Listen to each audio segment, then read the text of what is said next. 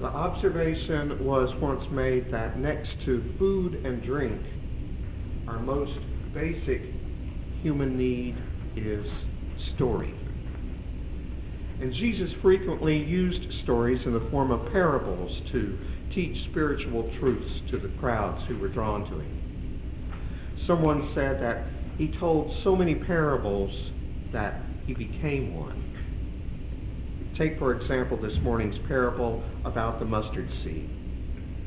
Most of us are familiar with it. The tiny mustard seed grows into a large bush and shelters the birds. Except the authors of the Gospels of Matthew and Luke said the seed grew into a large tree. And to complicate matters even further, the Gospel of Thomas claims it only grew into a large plant. I suspect that the original parable portrayed a large mustard plant, and it was probably intended as a parody to a similar story found in the book of Ezekiel. In the Ezekiel story, a tender sprig is broken off from a tall and mighty cedar planted on a lofty mountain, and it grows into a huge tree that offers shade and shelter to every kind of bird that exists. A similar story found in the book of Daniel describes an even greater wonder with a tree that reached to heaven and was visible to the end of the whole earth. Jesus' audience, probably expecting a story of these sorts, was no doubt surprised, maybe even offended to hear a tale instead of the realm of God compared to a tiny mustard seed that grows into a large plant. You see, the mustard plant was not only not a sweet little image, it wasn't even a neutral image. Mustard was described as a weed that can take over a garden before you knew it. And the last thing a farmer would do would be to plant a weed that would attract birds to the crops. Comparing the dominion of God to a weed instead of a lofty cedar would have been almost insulting to the audience. And so the parable speaks to me on several different levels. First, the realm of God and those people who operate within that realm are not what we would expect. As I said, the crowds no doubt expected to hear a story about a great and towering tree. A tree as tall as the heavens, whose branches reached across the world. But what they got from Jesus instead was a mustard plant, an insignificant nuisance, a weed. If it's true that Jesus became a parable, then I suspect he became the parable of the mustard seed. People were looking for a great and mighty Messiah who would ride in on a war horse, prepared to overthrow the Roman Empire. Even today, we still look for that in our image of God. We search the heavens for a mighty and powerful deity who will destroy everything that stands in our way. We imagine Jesus, the very Son of God, riding in on a mighty stallion to save the day and overthrow our enemies. But what we get instead is a simple rabbi who rode in on a donkey, teaching love and forgiveness. A Jesus who more often went by the title of the human one than by the Son of God. A humble child of humanity who washed feet and fed hungry bellies. We experience a simple and often despised mustard seed when we encounter Jesus, not a lofty mountain cedar. And so if we are going to call ourselves followers of the Christ, then we need to let go of our own ideas of grandiosity. These have no place in the dominion of God. That simply isn't how God works. God works through mustard plants, not mountain cedars. But the parable speaks to me on another level. You see, for me today, the parable is not so much about the mustard seed as it is about the birds which are drawn to it. If there is a grandiose dimension to this parable, I think it lies in the flocks of birds which are provided food and shelter.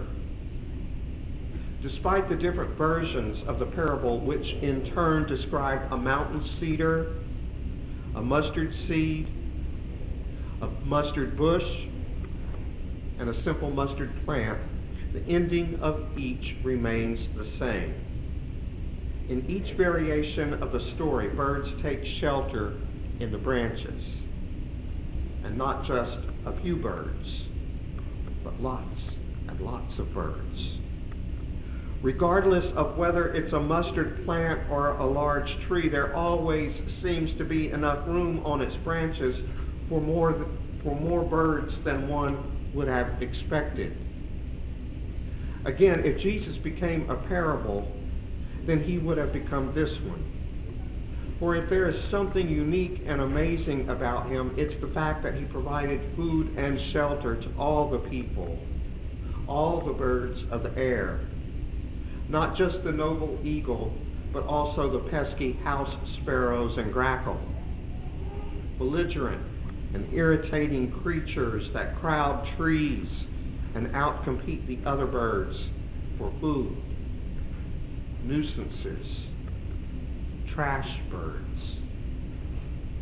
That's the sort of people that were drawn to Jesus. Trash birds.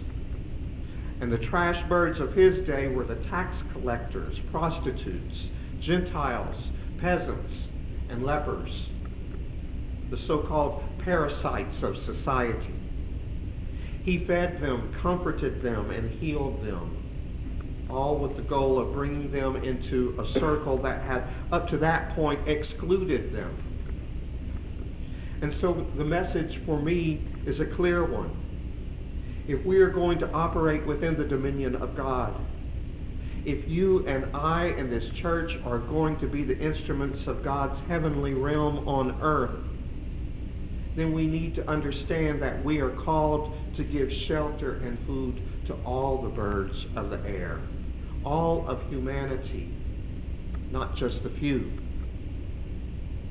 The trash birds of today are the LGBT community, the undocumented residents, the intellectually disabled, the poor, the addicts, the HIV positive. The trash birds are anyone who finds herself or himself standing outside of the circle. And so a question that I need to ask myself is, where do I fit into this parable so far? Am I the bird seeking food and shelter, or am I the tree offering up myself for the sake of others? Depending upon my life circumstances, I can be either. Sometimes I need shelter and sanctuary. Sometimes I need to be nurtured.